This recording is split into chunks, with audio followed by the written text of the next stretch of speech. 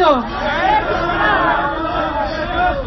My name is Mariam Abu Dayab, and I speak to you today on behalf of the British Muslim Initiative to present to you the speakers who will do justice to the people of Palestine. We are all here to free Palestine, not only to stop the massacres that they are committing. We are here to ensure that this massacre will be the last massacre that Israel will commit against the people of Palestine. I'm going to introduce you to a very brave young girl who is from Gaza. She is 11 years old, Wafa Ageian. She is going to speak to you as a child, telling you about the suffering that she can only imagine the children like herself feel. She herself has family in Gaza who have been attacked, murdered and brutally, ferociously slaughtered by Israel. Please welcome Wafa Ageian.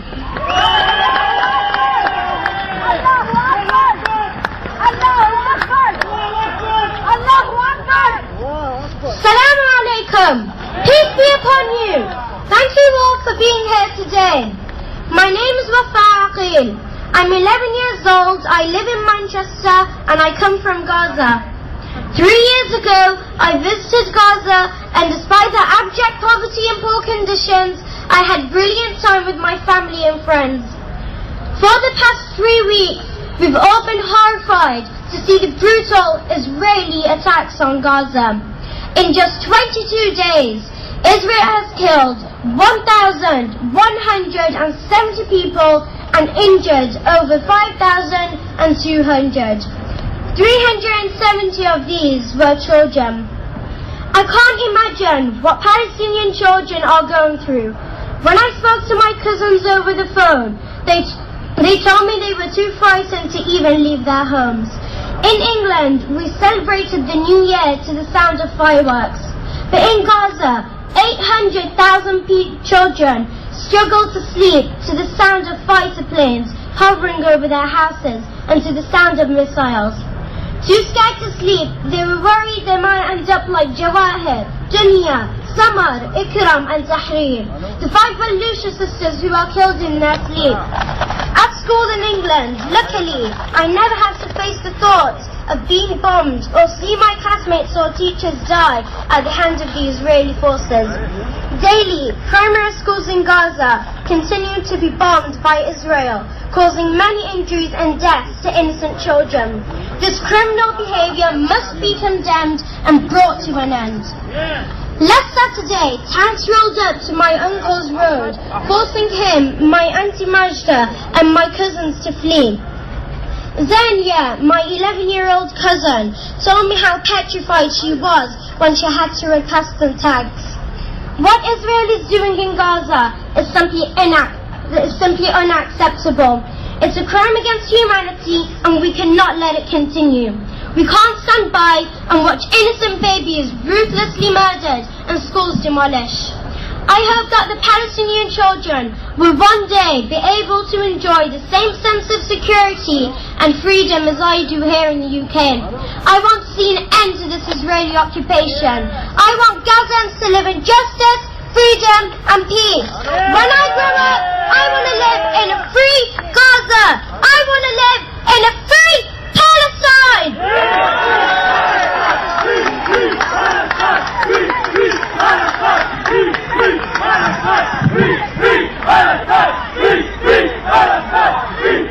This is just one of hundreds of rallies, demonstrations and protests taking place across the country. All of them are calling for an end to Israel's war against Gaza. They're all calling for an end to the siege of Gaza. And we are sending a clear message. No more killing, no more crime. Israel must end its war against the Palestinians. Our next speaker, I'm very proud and happy to introduce. Her name is Canon Lucy Winkett and she's from St Paul's Cathedral.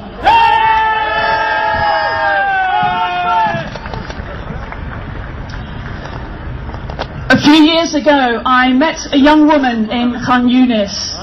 She was learning to set out a business letter, was learning how to do the margins properly on her computer.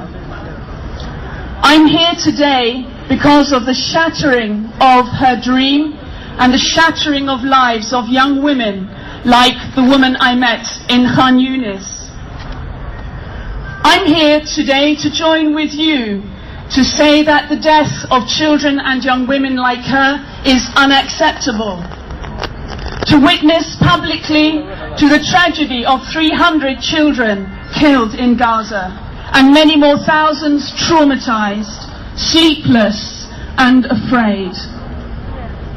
I'm here with you today to affirm the humanity, the dignity and the future of the people of Gaza. I have never spoken at a rally like this before. I'm here as a Christian to remind us that there are 3,000 Christians in Gaza too. But more importantly, I'm here as a human being and as a woman and as a citizen of this country to call on our government to protest, to call on the United Nations to name the war crimes that they have named today.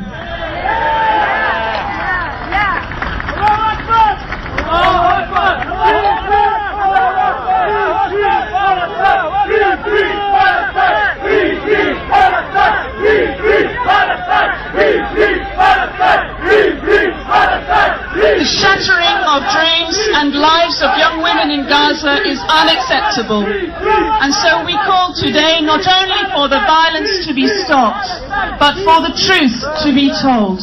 Thank you.